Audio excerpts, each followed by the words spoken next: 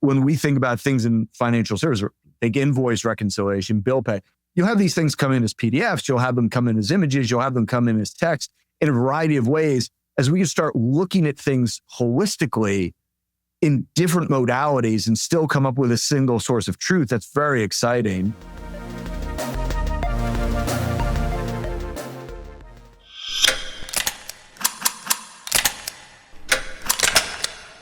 Greg, thank you so much for joining us on In the Vault. It's great to see you. Thank you, Mark. Yes, obviously, you and I have had the pleasure of knowing each other for a bit now, but maybe for our audience, would love for you to share a bit about your background and your journey. Yeah, sure. Thanks. So Greg Ulrich, I'm the Chief AI and Data Officer here at Mastercard. And it's obviously a tremendous time to be in AI. We have so much excitement, so much energy, so much opportunity.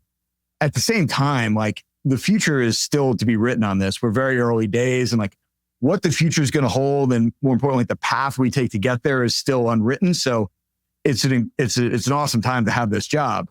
My journey in this space, well, I guess it started in university, but I really got into it in working in the nonprofit sector a couple decades ago. I was trying to help organizations understand the efficacy of different interventions. If you want to address clean water in certain communities, what's the best way to do that? Or if you want to address malaria, what's the organization as the best approach? How do you determine what intervention, what strategy, what approach, what organization is having the most impact on whatever cause you care about?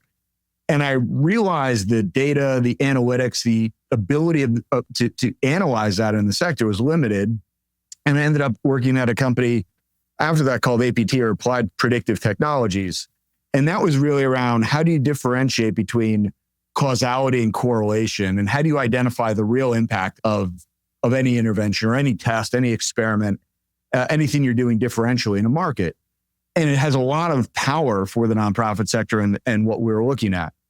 And I learned two things there. One, how able you are, if you have the right data and analytics, to understand what's working and measure that impact.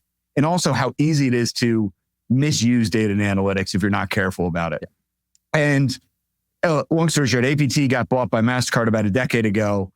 After that, I did a variety of roles here in our services division. And then starting in 2000, I led strategy, M&A, and corp dev for about 4.5 years. And then ironically, I was at an A16Z event earlier this year, and our CEO called and asked if I would do this AI and data role. And I've been doing this since Q2 of this year, and loving every minute of it. So it's fair to say we're solely responsible for you getting the job. Entirely responsible for everything. Yeah, I think that's the takeaway. Yeah, exactly. Amazing. Well, we're super excited you're in the role, and I think we're in total alignment that obviously, there's never been a better time to be thinking about some of this stuff.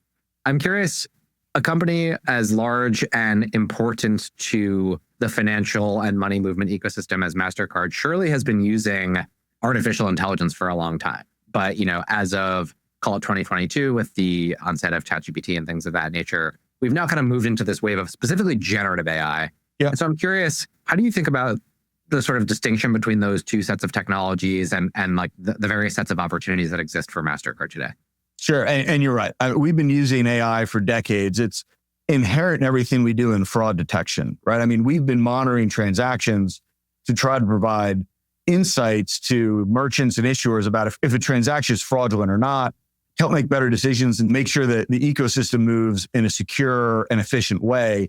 And artificial intelligence is behind a lot of that, as well as what we do in personalization, forecasting, intelligence products we're giving to our customers. So this has been inherent to what Mastercard has been doing for quite some time.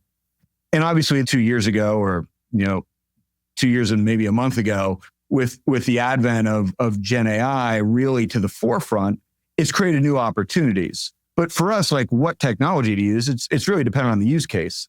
If you have structured data, you're doing forecasting models, a lot of the fraud management, traditional artificial intelligence, machine learning is going to be more efficient, more effective, and certainly more cost-effective as a way to do it. When you're dealing with knowledge management, when you're trying to synthesize, when you're trying to create new content, we're dealing with unstructured data, then you're looking at newer and different techniques. So for us, it's very use case dependent, and we're trying to understand what is the problem we're trying to solve, and then what is the right analytic approach to get there. And for some of it, we have fraud solutions that are based on machine learning that we've been using for years. We're able to bring in sort of new features using Gen AI techniques to make an existing product better. Gen AI, if you will, is a feature as opposed to a product.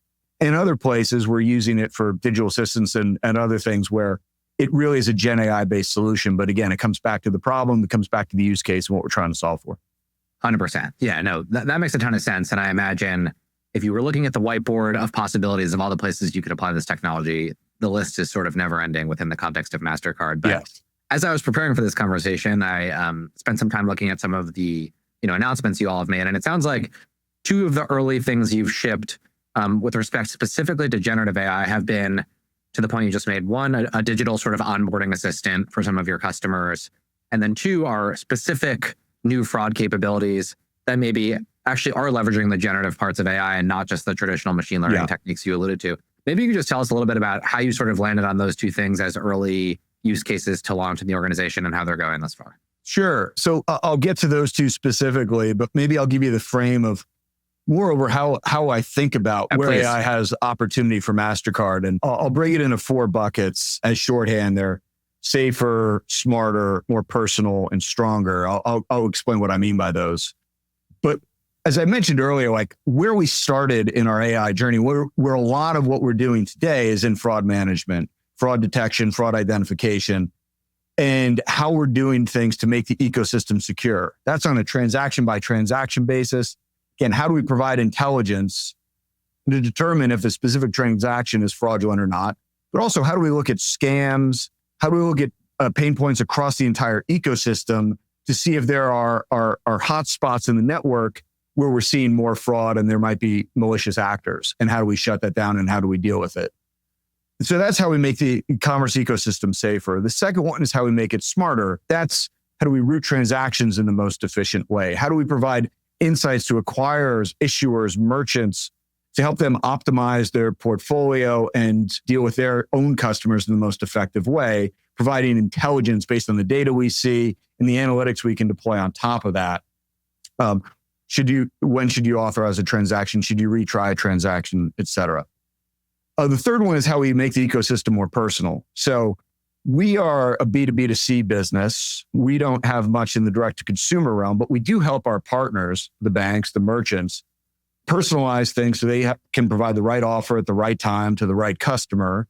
And we have software tools that do that. And a lot of those rely on artificial intelligence. And that's the more personal element. And all of those are external. How do we create value for the ecosystem? How do we create value for our customers? And the fourth bucket is how do I make Mastercard stronger? How do we improve our own operations? A lot of that is on the productivity, the efficiency pieces.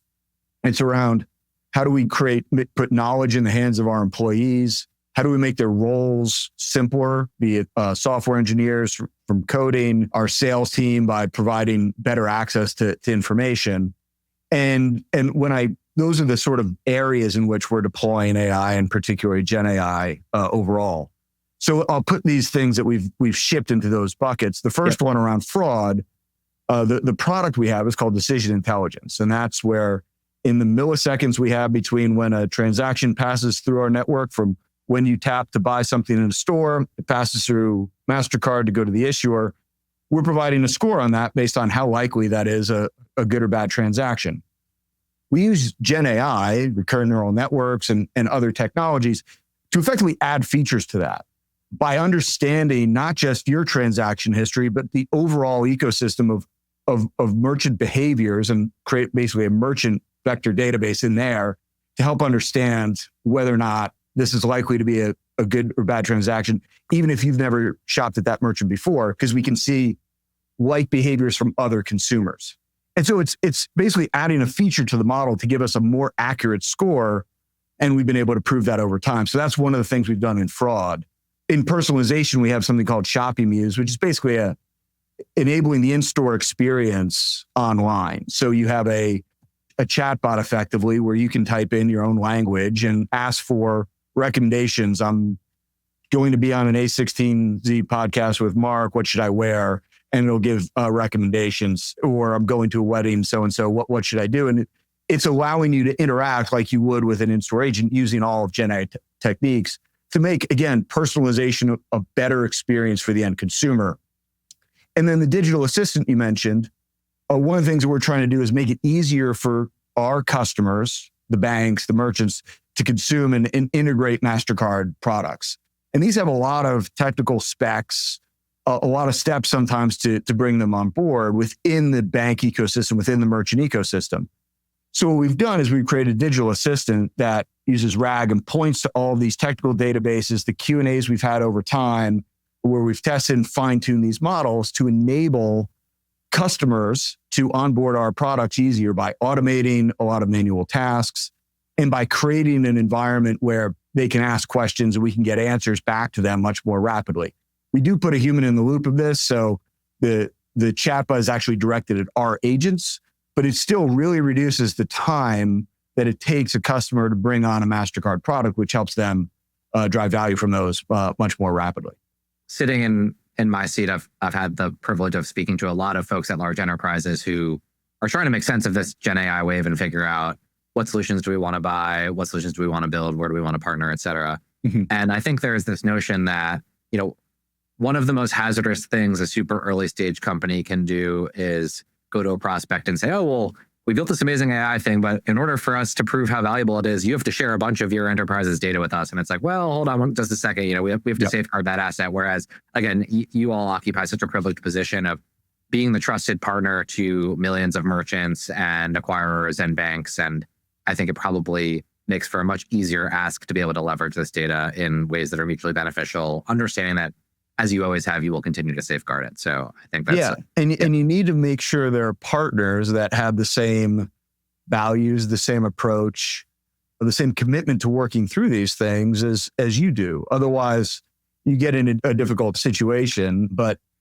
we put the safeguarding of data at the absolute pinnacle of what we need to do here, because we recognize the downside and we recognize the importance of maintaining the position we have as a trusted brand and trusted ecosystem. I mean, it's what enables our payment network to thrive the way it does. It's when you're in a place you've never been, shopping at a place that you've never shopped, that if you tap your card or dip your card or swipe your card, that the merchant knows they're going to get paid. You're going to get the product. If there's a problem, you have recourse. Like, the ecosystem works. And it's because the network enables trust. And that goes the same with how we use data and how we treat data and how we treat the products and services that sit on top of that. Yep. Well, I do have to ask, given I'm sure there are many founders and operators who are listening to this, many of whom don't have the benefit of decades in business as a trusted and known entity, but are very eager to work with the Mastercards of the world. I'm curious, as you think about which solutions you're interested in sort of buying or partnering or plugging in a vendor for, and you're approached by, an earlier growth stage technology company, what are some of the criteria you and the team are using to help you decide, where you're going to prioritize your time and resources and the types of players that you're excited to do business with? Yeah, so a couple of things there. Where we're prioritizing, where we're spending our time still comes back to where are the areas that we think that we're focused on AI, the safer, stronger, personal, smarter. We then look within those about where, if it's a new Gen AI solution, where there are manual tasks or unstructured data, where Gen AI is actually the right tool for the problem. Back to when you're using Gen AI versus traditional AI solutions.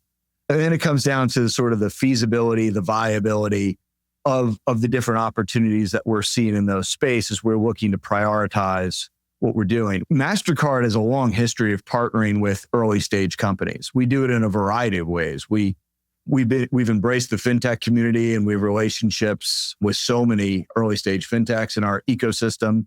We have a program called StartPath that sort of enables early stage companies to plug into the Mastercard network, get the value of what we bring, and as well as some support alongside that. We've had connections from my old job in corporate development about where we've invested and partnered with a lot of early stage companies. So we embrace the early stage community, and we're looking to partner with them whenever we can. It just has to, we're strategy first. It has to fit within where we're trying to deploy solutions based on what needs we're solving for our customer, and then sort of the prioritization areas that we have within that. But then if there's a company that has sort of, we think, the best approach to that, and we think that they fit within our approach to governance and security, then we're always happy to partner if we think that that's the most efficient way forward. Yep.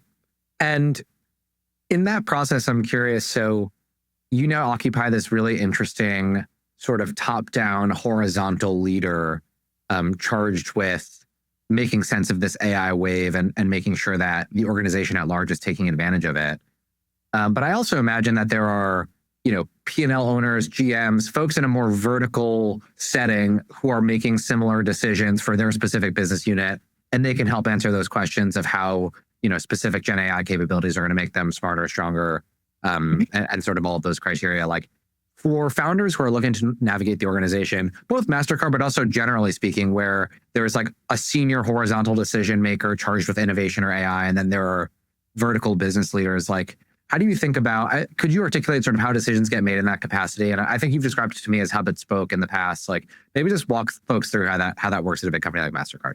Sure. So what we have done in this structure that our CEO put in place earlier this year was create a new group for AI and data. Now, that's not centralizing every activity. In a company the size of ours, again, artificial intelligence, like electricity, like it's just a part of so much of the organization.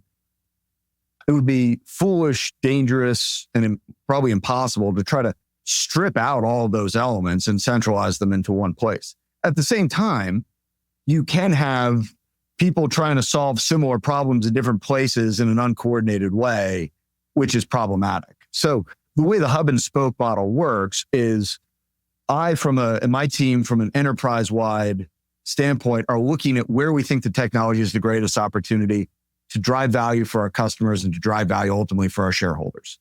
Where do we think that there are opportunities? And I bring that to the business partners in HR, in finance, in fraud securities, in open banking, in our core payments business to talk about these opportunities. At the same time, the leaders of all those businesses are always trying to innovate, always trying to find new solutions. And they're coming up with ideas and they're bringing them to our team. And you have that two-way collaboration and discussion. And what we now enable is, one, if they're trying to go about something, we have a lot of learnings across the organization about what's working, what doesn't. A lot of this requires the right access to the data, the right tools. We want to reuse things and patterns that we've seen work and avoid those that we haven't. And so there's a lot of that learning that my team can bring to that part of the organization to make sure we're innovating in the best way and the most efficient way. And at the same time, we're not trying to own the ideation and the product development and the business development that those groups are doing. That's their job. That's what they're doing by running their businesses. And they're coming up with those ideas and bringing them to us. So it's that two-way street and communication where we get the best ideas and then also make sure that we're not being duplicative, or if we found an approach or a vendor or a model that's efficient, that we build on top of that because, that's going to be a faster time to market. It's going to be a more effective solution. We know it's going to work within our governance and our privacy rules and rubric. Yep.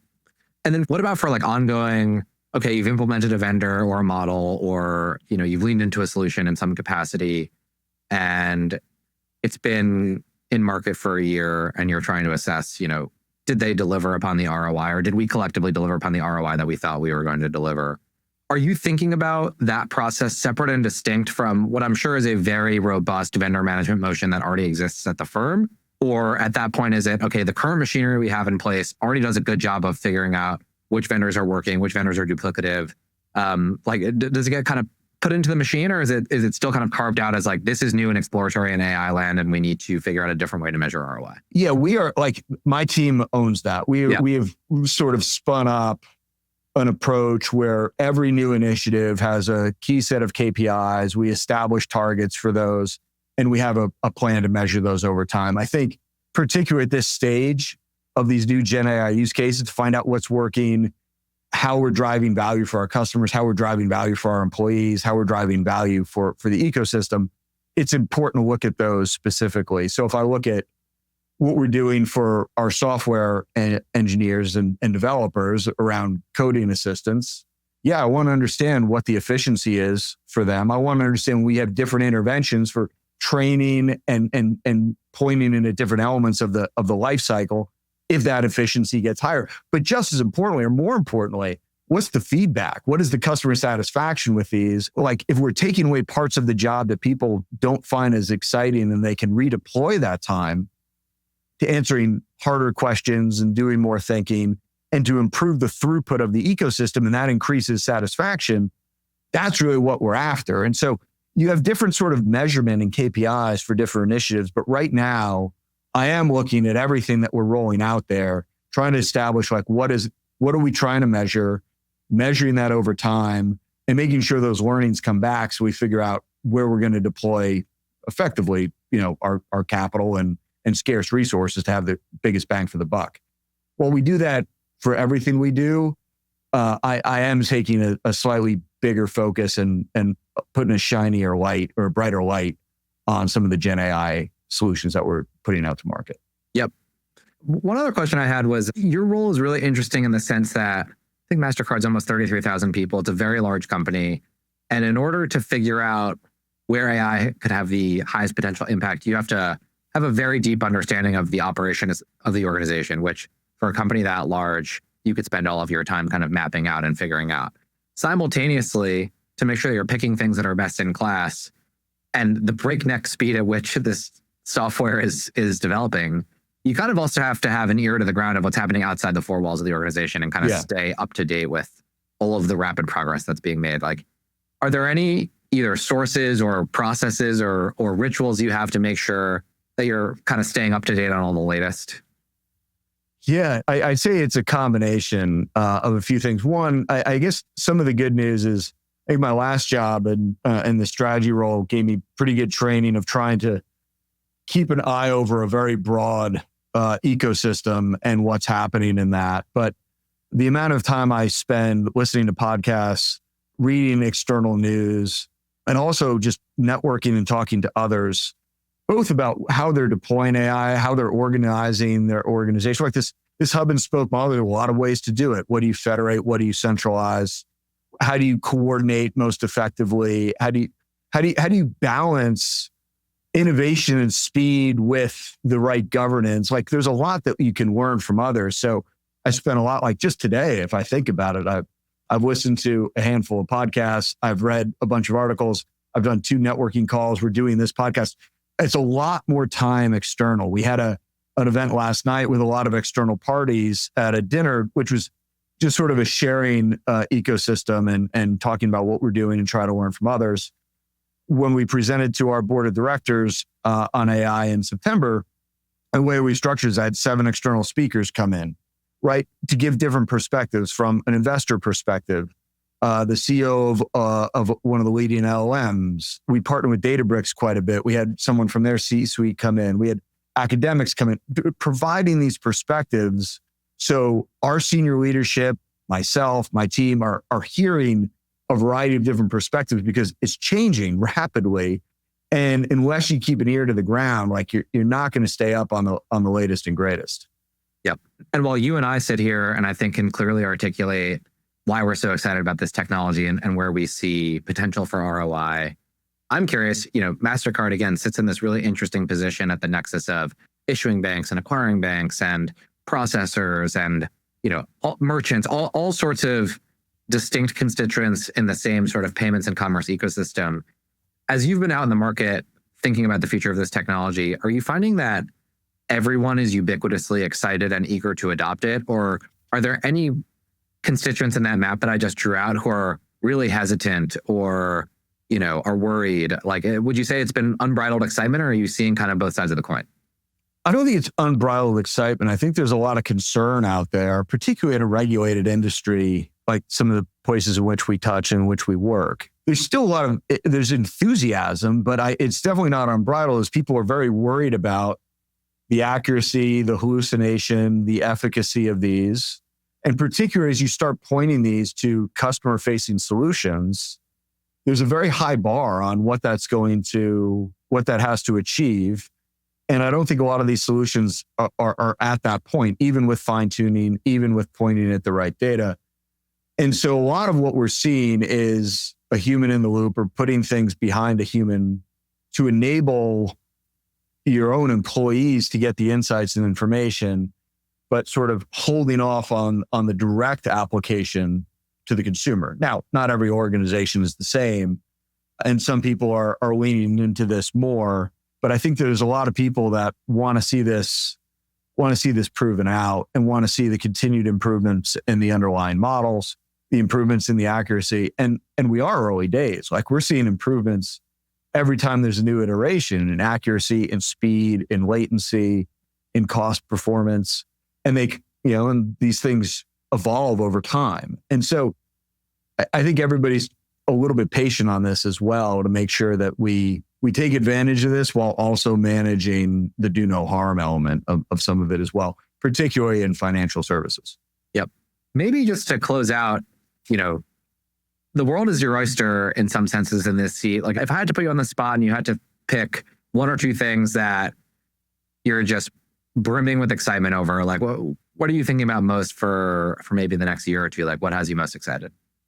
So I think the things I have my eye on for the next year are, one is how we interact with models and AI is changing. I think in a couple ways that we're seeing more and more, one around sort of multimodality and being able to look at not just text, but the integration of text and images and voice and video. And for a lot of instances that we think about, like, you think of what the insurance companies are now able to do, where they can piece together photos of an accident with the data from the policy, from the information from their manuals and what they have internally to come up with a much faster and more effective estimate. When we think about things in financial services, think invoice reconciliation, bill pay, you'll have these things come in as PDFs, you'll have them come in as images, you'll have them come in as text in a variety of ways. As we can start looking at things holistically in different modalities and still come up with a single source of truth, that's very exciting. And then I think the reasoning models and the evolution we're seeing on those is very exciting as well. It opens up new use cases.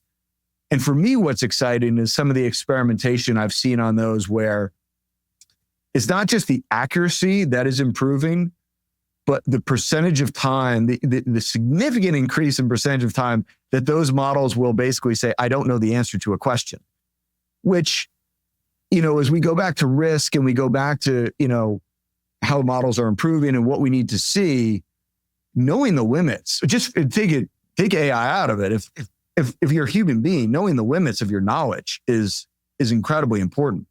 I remember when I took my last job and I was presenting to the board every couple months, the best advice I ever got was, the best thing to say when you don't know the answer is, I don't know the answer. And the worst thing is to try to fake your way through it.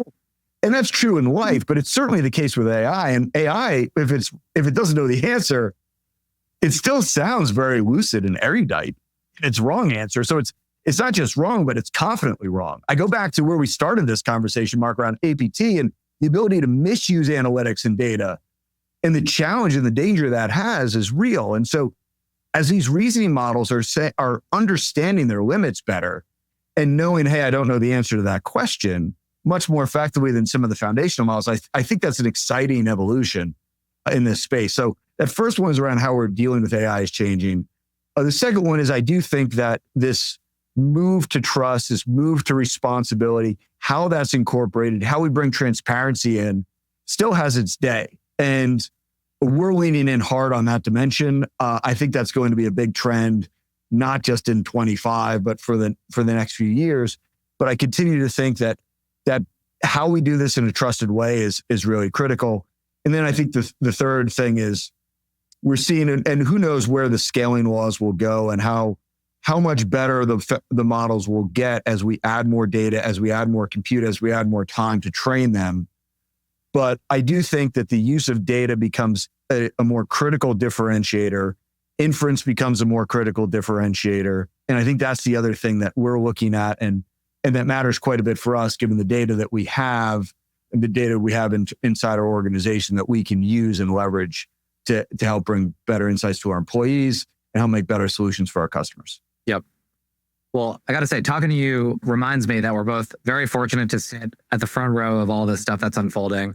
I'm leaving this conversation fired up about the many opportunities that lie ahead for Mastercard with both generative AI, but also generally. And so really appreciate you spending time with us today. Thanks for coming on. Thank you so much, Mark. I really appreciate the time.